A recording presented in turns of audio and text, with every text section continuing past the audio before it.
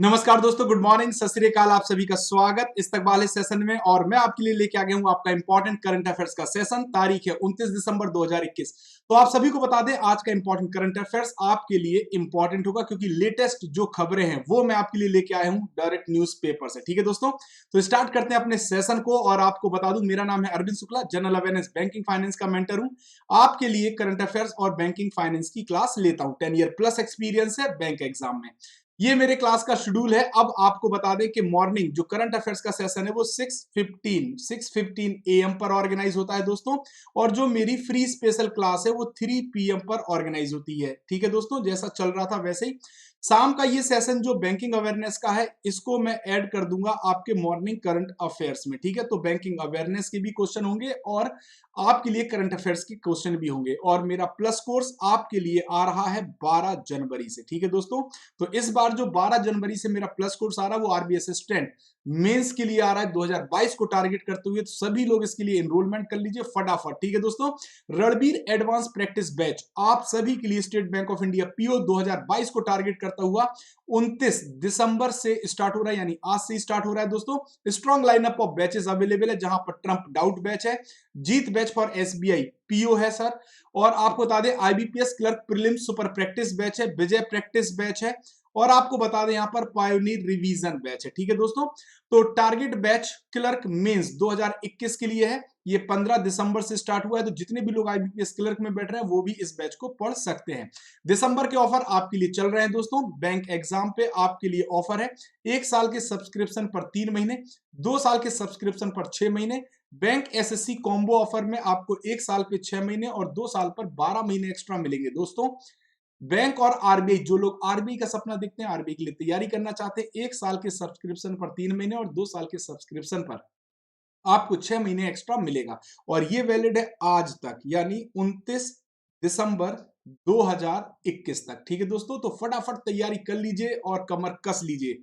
तो बैंक का अगर आप प्लस कोर्स लेते हैं तो सबसे बेस्ट 24 मंथ्स का कोर्स होता है। क्यों? क्योंकि यहां पर सबसे ज्यादा सेव होता है, साप के सभी एग्जाम कवर हो जाते हैं। और अगर मान लीजिए आपकी जो एक्स्ट्रा एबिलिटी वो भी इस पे ज्यादा मिलती है, तो आप अपनी तैयारी को पूरी तरह से कर सकते हैं बिना किसी परेशानी कठिनाई के। और इसमें एक्स्ट्रा डिस्काउंट के लिए दोस्तों आप यूज कर सकते हैं मेरा कोड, और मेरा कोड है ARS50। ठीक है दोस्तों, तो आप प्लस कोर्स जब ज्वाइन करते हैं तो आपको मिलता है live classes, weekly test, structured course और अनलिमिटेड एक्सेस। यानी एक छत के नीचे एक कोर्स के अंदर आपके लिए सभी प्रकार की वो सेवाएं जो आपकी प्रिपरेशन के लिए रिक्वायर्ड है वो आपको यहां पर मिलती हैं। तो फटाफट आप सभी लोग हमारे कोर्स को सब्सक्राइब कर सकते हैं, आइकॉनिक फीचर के तहत भी कर सकते हैं। और यहां पर 24 मंथ्स, 12 मंथ्स और 6 मंथ्स में आपको ये कोर्स अवेलेबल होगा, जहां पर आप ARS50 कोड का प्रयोग करके एक्स्ट्रा डिस्काउंट गेन कर सकते हैं। अन अकेडमी अब जो आपका एक यूनिक फीचर था, आज का डाउट, ये फीचर अब वेबसाइट पर भी लेके आ गया है दोस्तों। तो अगर आपके पास डाउट्स हैं तो आप लर्निंग ऐप के साथ साथ वेबसाइट पर भी अपने क्वेश्चन पूछ सकते हैं, और हमारा एक्सपर्ट पैनल आपको प्रोवाइड करेगा एप्रोप्रिएट और सही आंसर। ठीक है दोस्तों, raise hand is also a unique feature, जहां पर आप अपने फेवरेट एजुकेटर से बात कर सकते हैं लाइव क्लास में और अपने डाउट्स को क्लियर कर सकते हैं दोस्तों। तो फटाफट आपको बता दें, बैंक कॉम्बैट आपके लिए जो अगला बैंक कॉम्बैट है वो 2 जनवरी को ऑर्गेनाइज होगा। और यहां पे जो विनर्स होंगे दोस्तों, जो विनर्स होंगे उनको मिलेगा स्कॉलरशिप पूल प्राइज। 1 करोड़ रुपए का स्कॉलरशिप है, जहां पर 10 AM पर ये ऑर्गेनाइज किया जाएगा। 36 क्वेश्चन को 50 मिनट में आप सॉल्व करेंगे, और हिंदी और इंग्लिश दोनों भाषाओं में इसको ऑर्गेनाइज किया जाता है। ठीक है, यहां पर आप अपनी rank all over India level पर देख सकते हैं दोस्तों, क्या आपका परफॉर्मेंस है, क्या आपकी पोजीशन है, ये आप देख सकते हैं। और जो बैंक कॉम्बैट ऑर्गेनाइज किया जाता है वो अपकमिंग बैंक एग्जाम को टारगेट करते हुए, उसी सिलेबस को मैच करते हुए बनाया जाता है दोस्तों। और इसमें पार्टिसिपेट करने के लिए कोई फीस नहीं है, फ्री ऑफ कॉस्ट है, बिल्कुल फ्री है दोस्तों। बस आपको यूज करना है एनरोलमेंट कोड ARS50। आप मेरी फ्री स्पेशल क्लास 3 PM पर मेरे साथ जुड़ सकते हैं, जहां पर हम 36 प्लस की बात करते हैं आउट ऑफ 40 में से। एक्चुअली हम तैयारी तो करते हैं 40 आउट ऑफ 40 की, बट 36 प्लस स्कोर आपके जैसे दोस्तों का आता है, इसलिए मैं ये लिख रहा हूं। और ये क्लास मेरी रामबाण क्लास होती है, जहां पर आपको मिलेगा स्पेशल जीए मॉक, जनरल अवेयरनेस मॉक, जो कि आपके अपकमिंग बैंक एग्जाम्स के लिए बहुत इंपॉर्टेंट है। ठीक है दोस्तों, तो स्टार्ट करते हैं करंट अफेयर्स का सेशन। पहली खबर आपके सामने ये है, मिंट के द्वारा ये छापी गई खबर है, NTPC give first green hydrogen micro grid project to Simhadri plant. देखिए दोस्तों, तो जो एनटीपीसी है, नेशनल थर्मल पावर कॉर्पोरेशन, इसने ग्रीन हाइड्रोजन जो माइक्रो ग्रिड प्रोजेक्ट है, इसको सिमाद्री प्लांट में स्टार्ट किया है, जो कि आंध्र प्रदेश में है। ठीक है दोस्तों, अब आप सभी को बता दें कि national Thermal Power corporation limited, जिसे एनटीपीसी आप कहते हो, इसने भी आंध्र प्रदेश में विशाखापट्टनम के पास एक सिमाद्री में इलेक्ट्रोलाइजर का उपयोग करके हाइड्रोजन उत्पादन के साथ स्टैंड अलोन ईंधन सेल आधारित माइक्रोग्रिड की एक परियोजना से सम्मानित किया है, अवॉर्डेड किया यानी स्टार्ट किया है। ठीक है दोस्तों, तो ये पहली, अब देखिए यहां क्वेश्चन क्या बनेगा कि हाइड्रोजन, कौन सा हाइड्रोजन उत्पादन वाला पहला प्लांट, पहला प्लांट किसने लगाया है, पहला प्लांट किसने लगाया है? तो दोस्तों आप आंसर क्या लगाओगे, एनटीपीसी। ठीक है, एनटीपीसी ने लगाया है। फिर अगर आपसे पूछा जाए ये कहां लगाया गया है, तो आप लगाओगे आंध्र प्रदेश में। कहां पे लगाया गया, आंध्र प्रदेश में। अगर आंध्र प्रदेश ऑप्शन में नहीं है तो आप लगाएंगे विशाखापत्तनम। क्या लगाएंगे, विशाखापत्तनम लगाएंगे। और अगर विशाखापत्तनम ऑप्शन में नहीं है तो आप लगाएंगे सिमाद्री। क्या लगा देंगे, सिमाद्री को लगा देंगे। ठीक है दोस्तों, तो सिमहाद्री, ठीक है, सिमहाद्री में ये स्टार्ट किया गया है। ठीक है, आगे बढ़ते हैं। अब देखिए, it is the first green hydrogen based energy storage project, ये भारत का पहला हरित जो हाइड्रोजन आधारित ऊर्जा भंडारण परियोजना है। और आपको बता दें, भारत ने 2070 तक कार्बन न्यूट्रल बनने का अपने सामने लक्ष्य रखा है। अभी हाल ही में कोप 26 की जो बैठक हुई थी, कहां पे हुई थी, ग्लासगो में। कहां पे हुई थी, ग्लासगो में। वहां पर आपको बता दें 2070 तक भारत ने टारगेट लिया है कि वो क्या बन जाएगा, कार्बन न्यूट्रल बन जाएगा। ठीक है, और इसी क्षेत्र में, इसी कार्यक्रम को आगे बढ़ाते हुए NTPC, national Thermal Power corporation renewable energy limited ने एक समझौता भी किया है। ठीक है दोस्तों, लद्दाख के साथ, किसके साथ, लद्दाख के साथ एक समझौता किया है। और इस समझौते का मुख्य उद्देश्य क्या है, हाइड्रोजन मोबिलिटी परियोजना के लिए यह समझौता किया गया है। और आप सभी को बता दें एनवीवीएन, ठीक है, के साथ संयुक्त रूप से इस परियोजना को आगे बढ़ाया जाएगा। ठीक है दोस्तों, तो एनटीपीसी रिन्यूएबल एनर्जी के क्षेत्र में बहुत तेजी से आगे बढ़ रही है। और आपको बता दें एनटीपीसी के बारे में, तो 1975 में इसकी स्थापना हुई थी। इसका हेडक्वार्टर न्यू दिल्ली में है और चेयरमैन गुरदीप सिंह है। कौन है चेयरमैन, गुरदीप सिंह साहब है। तो ये थी आज की पहली खबर जो आपकी परीक्षा के लिए इंपॉर्टेंट है। दूसरी खबर टाइम्स ऑफ इंडिया से आई है दोस्तों, Durga Puja on UNESCO intangible culture heritage of humanity list. तो दुर्गा पूजा को यूनेस्को की अमूर्त जो इंटेंजिबल कल्चर हेरिटेज लिस्ट है ह्यूमैनिटी की, उसमें अभी हाल ही में शामिल किया गया है।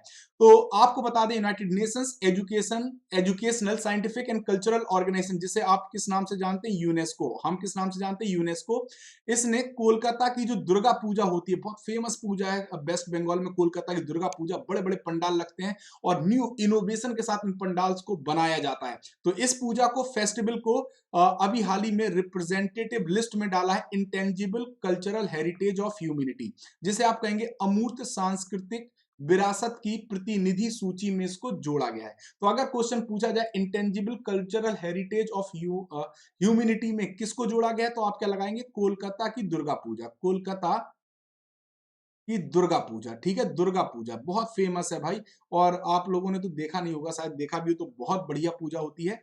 और आपको बता दें अब तक भारत के 14 intangible cultural heritage element UNESCO list में शामिल हो चुके हैं। कितनी, 14 अमूर्त सांस्कृतिक विरासत तत्व यूनेस्को की सूची में शामिल हो चुके हैं। और आप सभी को बता दें कि Indian entries that were previously inscribed include, तो जो पहले से शामिल हो चुका है, नौरोज 2016 में शामिल हुआ है, रामलीला 2008 में शामिल हो चुका है, योग 2016 में, और कुंभ मेला 2017 में intangible cultural heritage element list जो यूनेस्को जारी करता है, इसमें शामिल हो चुका है। अब आपको यूनेस्को के बारे में बता दें, UNESCO United Nations educational scientific and cultural organisation, इसकी स्थापना 1945 में हुई थी। और आपको बता दें पेरिस में इसका हेडक्वार्टर है, 193 कंट्रीज इसके मेंबर हैं, और ऑद्रे अजौले इसके हेड हैं। ठीक है दोस्तों, तो याद रखिएगा यूनेस्को। आगे बढ़ते हैं, एशियन डेवलपमेंट बैंक का नाम सभी ने सुना होगा। एशियन डेवलपमेंट बैंक एशियाई क्षेत्र में विकास के लिए एक बैंक है जो कि पैसा प्रोवाइड करता है डेवलपमेंट के क्षेत्र में, ठीक है। तो एशियन डेवलपमेंट बैंक ने अभी हाल ही में डॉलर 112 मिलियन किसको दिया है? असम को दिया है स्किल यूनिवर्सिटी सेटअप करने के लिए। क्या करने के लिए? स्किल यूनिवर्सिटी सेटअप करने के लिए असम को अभी एशियन डेवलपमेंट बैंक ने 112 मिलियन का फंड दिया है। देखिए दोस्तों, तो Asian development bank has approved dollar 112 million loan to strengthen skill education and training through establishment of Assam skill university. तो एएसयू असम स्किल यूनिवर्सिटी के थ्रू कौशल शिक्षा और प्रशिक्षण को और मजबूत करने के लिए एशियन डेवलपमेंट बैंक ने भी हाल ही में डॉलर 112 मिलियन का फंड एलोकेट किया है। और आपको बता दें कि loan will create a path of skill development. तो इस लोन का मुख्य उद्देश्य है कि कौशल विकास को और मजबूती दी जाए और यहां से प्रोडक्टिविटी और कॉम्पिटिटिवनेस को मजबूत किया जाए, जिससे असम की इकोनॉमी और इंडस्ट्रीज क्या बढ़े, आगे बढ़े और आपको बता दें जो ग्रोथ का मार्ग है वो तैयार हो जाए दोस्तों, ठीक है। तो असम अगर क्वेश्चन आ जाए तो असम ने असम को एशियन डेवलपमेंट बैंक ने कितना पैसा दिया है? Dollar 112 million. किसके लिए दिया है ये याद रखिएगा, ये मिलियन दिया गया है किसके लिए? स्किल डेवलपमेंट के लिए। स्किल डेवलपमेंट के लिए दिया गया, स्किल डेवलपमेंट के लिए दिया गया, ठीक है दोस्तों। और स्किल डेवलपमेंट में भी असम स्किल यूनिवर्सिटी स्टैब्लिश करने के लिए ये पैसा भी हाल ही में दिया गया है, ठीक है। अब देखिए आपको बता दें एशियन डेवलपमेंट बैंक ने अलग अलग जो फंड एलोकेट किया है 2020 और 21 के फाइनेंशियल ईयर में।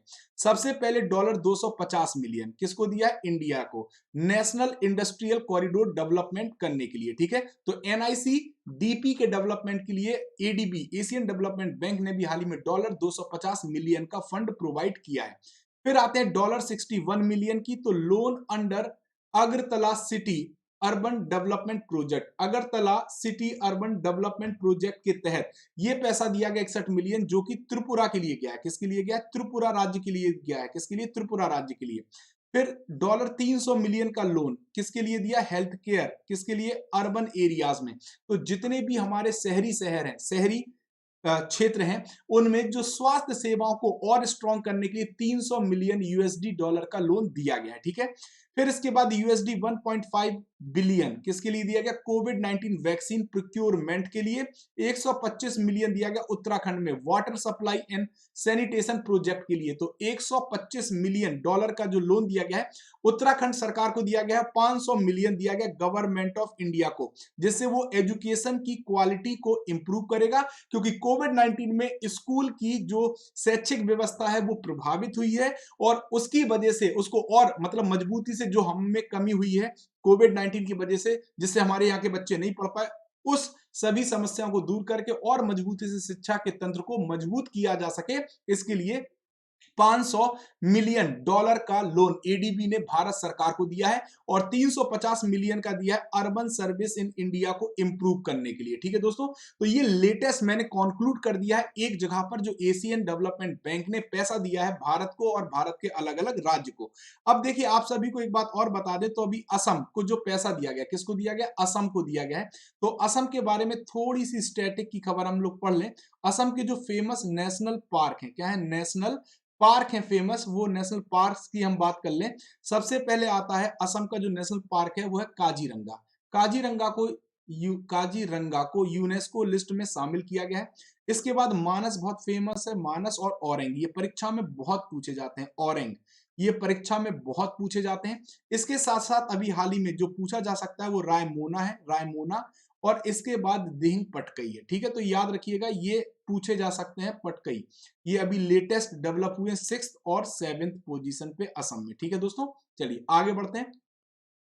आरबीआई ने अभी हाल ही में इंट्रोड्यूस किया है PCA framework, prompt corrective action. PCA का फुल फॉर्म क्या होता है? Prompt corrective action. Prompt corrective action, prompt corrective action framework किसके लिए जारी किया है? NBFC, non banking financial companies के लिए जारी किया है। और इसके पहले इसने अनाउंसमेंट भी आरबीआई ने किया था कि जो पीसीए 2.0 है, पीसीए 2.0 वो शेड्यूल कमर्शियल बैंक या बैंकिंग सेक्टर के लिए ऑलरेडी जारी किया जा चुका है, जो कि 2022 से एप्लीकेबल हो जाएगा 1 जनवरी से। तो बैंकों वाला तो 1 जनवरी 2022 से एप्लीकेबल हो जाएगा। RBI introduce PCA framework for large NBFCs effective from October 2022। तो लार्ज जो बड़ी एनबीएफसीज है, नॉन बैंकिंग फाइनेंशियल कंपनीज हैं, उनके लिए भी प्रॉम्प्ट करेक्टिव एक्शन रूल लागू हो जाएंगे। आरबीआई ने जारी कर दिए, लेकिन उनको समय दिया गया है अक्टूबर 2022 तक का। ठीक है, तो आपको बता दें NBFC under framework cost triggering the first their sold will face restriction on dividend distribution and promoters will be asked to infuse capital and reduce leverage। तो आप सभी को बता दें, जैसे ही पीछे लगता है अलग अलग वैधानिक वैधानिक तौर पर जो प्रतिबंध है वो आरबीआई लगाना शुरू कर देता है। तो आरबीआई ने अभी हाल ही में क्या किया है? इंट्रोड्यूस, आरबीआई ने अभी हाल ही में क्या किया है? इंट्रोड्यूस किया है। RBI has introduce prompt corrective action framework for large non-banking financial companies. It will be effective from October 22। ठीक है दोस्तों, तो इसमें होगा क्या ये भी समझ लीजिए आप सभी लोग। क्या होगा देखिए, हम आपको बता दें। The PCA framework will be applicable all deposit taking NBFCs and all non-deposit taking NBFCs। पहले तो आप समझ लीजिए, जो नॉन बैंकिंग फाइनेंशियल कंपनी होती है इनको रेगुलेट कौन करता है? आरबीआई, क्योंकि ये किसका पार्ट है? मनी मार्केट का पार्ट है। किसका पार्ट है? मनी मार्केट का पार्ट है। इतना समझ में आ गया होगा। अब आपको एक बात और बता दें कि एनबीएफसी दो प्रकार से बिजनेस करती हैं। एक होता है एनबीएफसी डी। क्या होता है? एनबीएफसी डी होता है। और एक एनबीएफसी एनडी होता है। क्या होता है? एनडी। एनडी माने नॉन डिपॉजिट। देखो, जहां पर आपको रिकरिंग डिपॉजिट अकाउंट और फिक्स डिपॉजिट अकाउंट की सेवा मिल जाए, ठीक, वो एनबीएफसी कहलाता है डिपॉजिट। और जहां पर ये सेवाएं नहीं मिलती हैं, रिकरिंग डिपॉजिट अकाउंट और फिक्स डिपॉजिट अकाउंट की, तो उसे कहा जाता है एनडी। समझ गए बात? तो आप सभी को बता दें, दोनों ही प्रकार की एनबीएफसी पे पीसीए फ्रेमवर्क लागू हो जाएगा, जो बड़ी एनबीएफसी होंगी। और ये अक्टूबर 2022 से क्या हो जाएगा? एप्लीकेबल हो जाएगा। ठीक है दोस्तों, 2022 लिख दे, नहीं तो आप 22 अक्टूबर समझ लेंगे। अब देखिए इसमें क्या लिखा है कि देखो 4 कैटेगरी में, अभी आपने सुना होगा scale based regulation system start कर दिया है। किसके तहत? एनबीएफसीज में। किसने कर दिया है? आरबीआई ने कर दिया है। किसने कर दिया है? आरबीआई ने कर दिया है।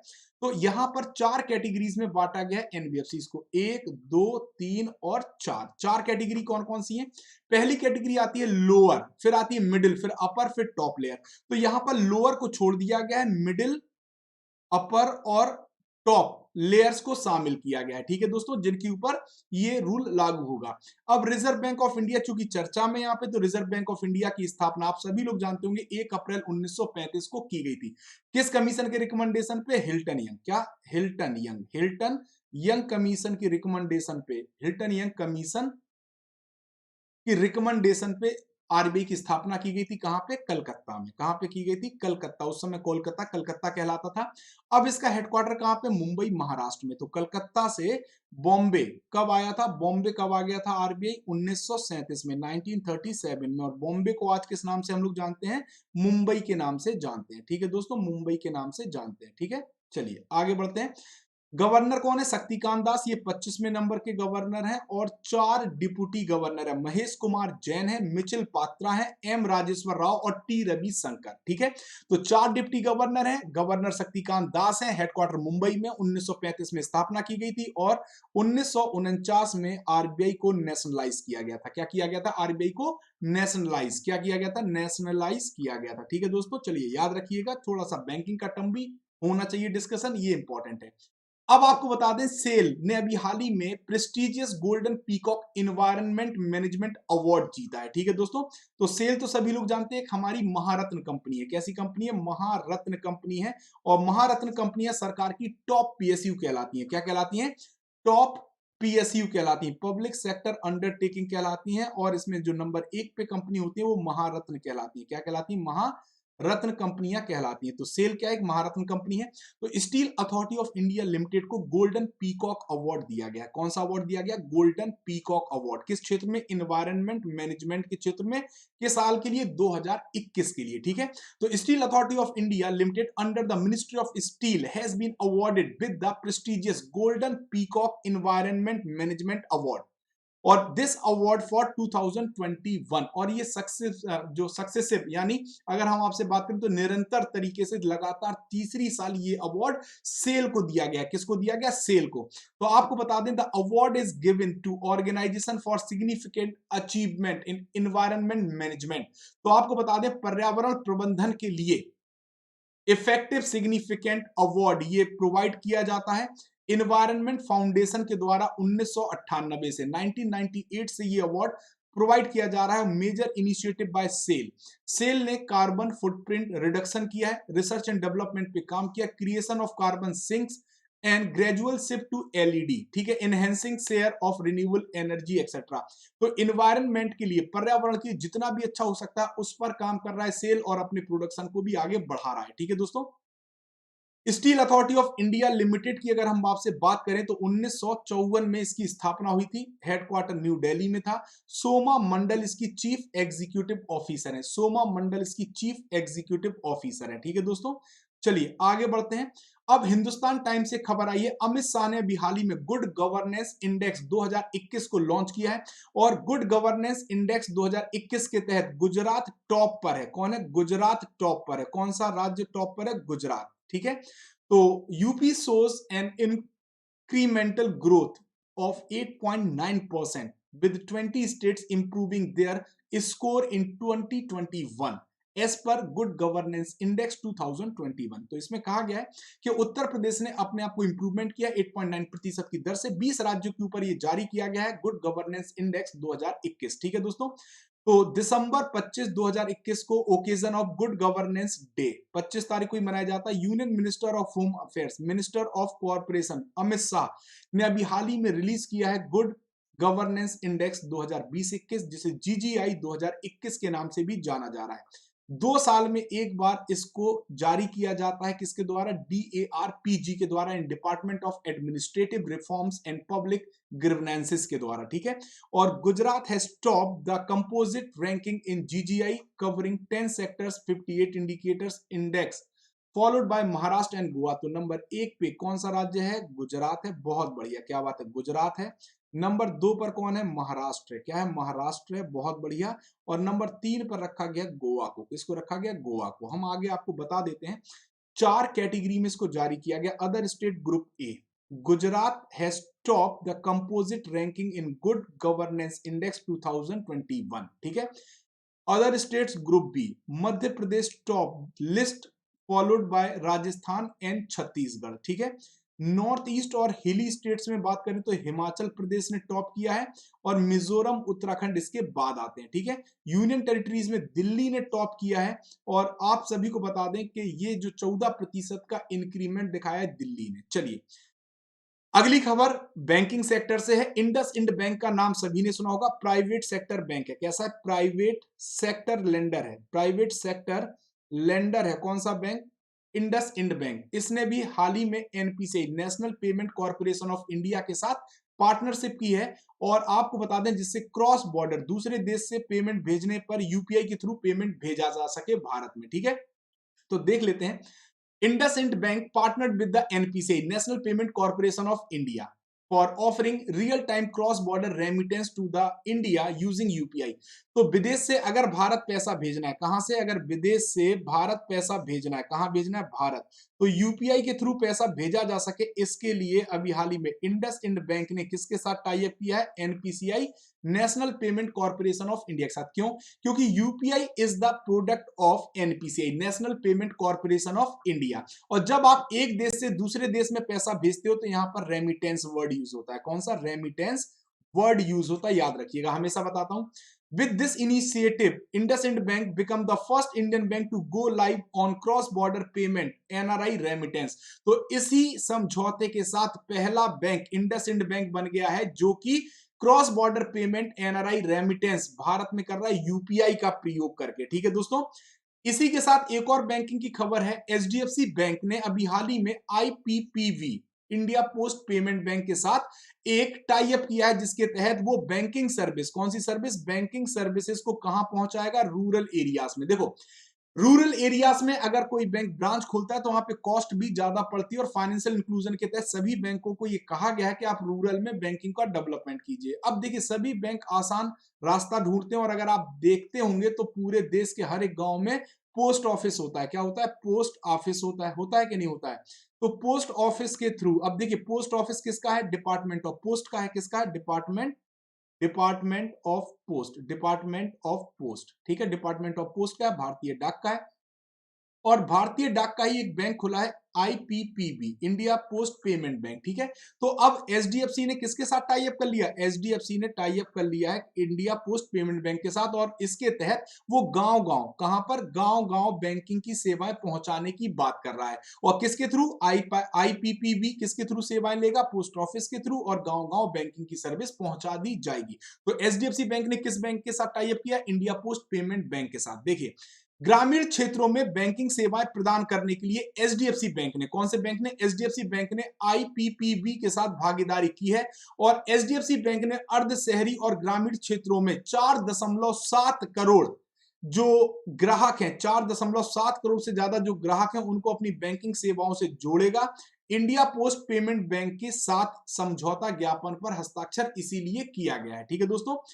अब आपको बता दें कि जो एचडीएफसी बैंक है वो बूस्ट करेगा फाइनेंशियल इंक्लूजन ड्राइव को, leveraging IPPB network of 650 branches over 1,36,000 banking access points. दोस्तों, तो आपको बता दें एचडीएफसी बैंक ने अपना लक्ष्य रखा है कि इंडिया पोस्ट पेमेंट बैंक की 650 शाखाओं के नेटवर्क से 1,36,000 से अधिक बैंकिंग पहुंच बिंदुओं का लाभ उठाकर अपने वित्तीय समावेशन यानी फाइनेंशियल इंक्लूजन के टारगेट को अचीव करेगा। कौन, एचडीएफसी बैंक। समझौता बढ़ी हुई डिजिटल तकनीकों के साथ विभिन्न नागरिक केंद्रित सेवाएं प्रदान करेगा। तो जितनी भी डिजिटल बैंकिंग की सेवाएं हैं वो इस समझौते के तहत प्रोवाइड की जाएंगी, ठीक है। अब हम आपको इंडिया पोस्ट पेमेंट बैंक के बारे में बता दें। लॉन्च कब हुआ, 30 जनवरी 2017 को, और शुरुआत में से रांची झारखंड और रायपुर छत्तीसगढ़ में लॉन्च किया गया था एज अ पायलट प्रोजेक्ट। बाद में से पूरे देश में लॉन्च कर दिया गया दोस्तों। और इसके एमडी और सीईओ कौन है, जे वेंकट रामू साहब है, ठीक है दोस्तों।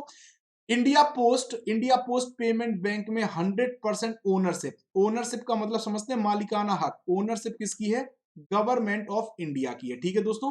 और IPPB service such as saving current account 24/7 instant money transfer, Aadhaar enable payment system, direct benefit transfer, utility payment, digital life certificate along other.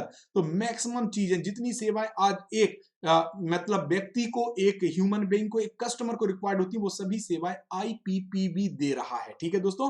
Headquarter new Delhi में, हेडक्वार्टर कहां पे है, न्यू दिल्ली में है, कहां पे, न्यू दिल्ली में इसका हेडक्वार्टर है, ठीक है दोस्तों। आगे बढ़ते हैं। अब India to be become third largest economy in 2031, 2031 में भारत दुनिया की तीसरी बड़ी अर्थव्यवस्था बन जाएगा। ये कौन कहता है, सीईबीआर ने ये रिपोर्ट जारी की है, ठीक है, सीईबीआर ने। अब आपको बता दें, as per centre for economic and business research, CEBR, centre for economic and business research, world economic league table 2022 इन्होंने जारी की है। और इसमें इन्होंने अनुमान लगाया है कि भारत 6 लार्जेस्ट इकोनॉमी है 2022 में, और 2031 में थर्ड लार्जेस्ट इकोनॉमी बन जाएगा, ठीक है। तो अभी जब 2022 की बात चल रही तो भारत कौन सी इकोनॉमी होगा, भारत आपको बता दें छठवीं इकोनॉमी होगी, छठवीं इकोनॉमी होगी। और 2031 में भारत तीसरी बड़ी अर्थव्यवस्था बन जाएगा, तीसरी बड़ी अर्थव्यवस्था, थर्ड, ठीक है, तीसरे नंबर की बड़ी अर्थव्यवस्था बन जाएगा। और आपको बता दें इसी रिपोर्ट में यह भी बताया गया कि चाइना विल ओवरटेक यूएस इन 2030। तो अभी नंबर 1 पर कौन है, यूएसए है, और 2030 में यूएसए की जगह नंबर 1 पे कौन आ जाएगा, चाइना आ जाएगा, कौन आ जाएगा, चाइना। और यूएसए चला जाएगा नंबर 2 पर, और जैसे यूएसए नंबर 2 पे पहुंचेगा, तीसरे नंबर पर भारत भी पहुंच चुका होगा, ठीक है दोस्तों। तो आपको बता दें एक और बात यहां पे कही गई है कि 2022 में वर्ल्ड इकोनॉमी $100 ट्रिलियन की इकोनॉमी पहली बार बनने जा रही है। तो विश्व अर्थव्यवस्था 2022 में पहली बार 100 ट्रिलियन को पार करने के लिए तैयार है दोस्तों, ठीक है। अब देखिए, भारत ने शीर्ष 10 सर्वश्रेष्ठ प्रदर्शन करने वाले देशों में 2020-21 के बाद तीसरे वर्ष के लिए अपना स्थान बरकरार रखा। वैश्विक जलवायु परिवर्तन, वैश्विक global climate change performance index 2022 में भारत की पोजीशन कौन से नंबर पर है? 10th पोजीशन पर है, ठीक है दोस्तों। और आपको बता दें कि जो CEBR है, centre for economic and business report है, इसके जो चेयरमैन है मार्टिन पियर्स साहब हैं और हेडक्वार्टर लंदन यूके में है, ठीक। चलिए, तो ये था दोस्तों आज का इंपॉर्टेंट करंट अफेयर्स का सेशन जो आप सभी के लिए मैं लेके आया था। अगर आपको सेशन में मजा आया हो दोस्तों, तो प्लीज सेशन को लाइक करिए, शेयर करिए और ज्यादा से ज्यादा लोगों तक पहुंचाइए, अपने दोस्तों को बताइए। मेरे करंट अफेयर्स की टाइमिंग अब 6:15 हो गई है, 6:15 AM हो गई है, ठीक है दोस्तों। तो आप सभी लोग इस टाइम पर करंट अफेयर्स को ज्वाइन करिए। अगर आपके पास डाउट है तो अनअकैडमी का unique feature ask a doubt bye Unacademy का आप प्रयोग कर सकते हैं और आपकी लाखों क्वेरीज के आंसर हिंदी और इंग्लिश दोनों भाषाओं में हम आपको प्रोवाइड कर रहे हैं। अगर आपका क्वेश्चन है यूनिक और आप हैं सब्सक्राइब लर्नर, तो आप सभी की अगर हम बात करें तो आपको हम देंगे आपका यूनिक क्वेश्चन है तो वीडियो सॉल्यूशन, जिससे आप आराम से समझ सकते हैं। कैसे सेवा का लाभ उठाएंगे? सबसे पहले अनअकैडमी ऐप पे जाएंगे, आप वेबसाइट पे जाएंगे, आस्क का डाउट एंड सॉल्यूशन पे क्लिक करेंगे, अपलोड करेंगे डाउट इमेज, क्रॉप करके क्वेश्चन हाईलाइट कर देंगे और उसका सब्जेक्ट फिल कर देंगे, किस सब्जेक्ट का क्वेश्चन है। जैसे ही आप सब्जेक्ट फिल करते हैं, आप सबमिट करेंगे। सबमिट करने के बाद हमारा एक्सपर्ट पैनल आपको प्रोवाइड करेगा एप्रोप्रिएट आंसर, ठीक है दोस्तों। अगर सेशन में कुछ भी इनअप्रोप्रिएट तो डिस्क्रिप्शन में लिंक है, आप रिपोर्ट कर सकते हैं। अगर आप सही पाए जाएंगे तो आपको मिलेगा अमेजॉन गिफ्ट वाउचर। और अगर सेशन अच्छा लगा हो तो दोस्तों प्लीज इसे लाइक करिए, शेयर करिए और हमारे channel let's crack bank exam को सब्सक्राइब करना मत भूलिएगा। तो थैंक यू वेरी मच दोस्तों, आज का करंट अफेयर्स में बस इतना ही। शाम को आपको मिलूंगा आपके स्पेशल सेशन के साथ, प्री स्पेशल क्लास के साथ। Thank you very much.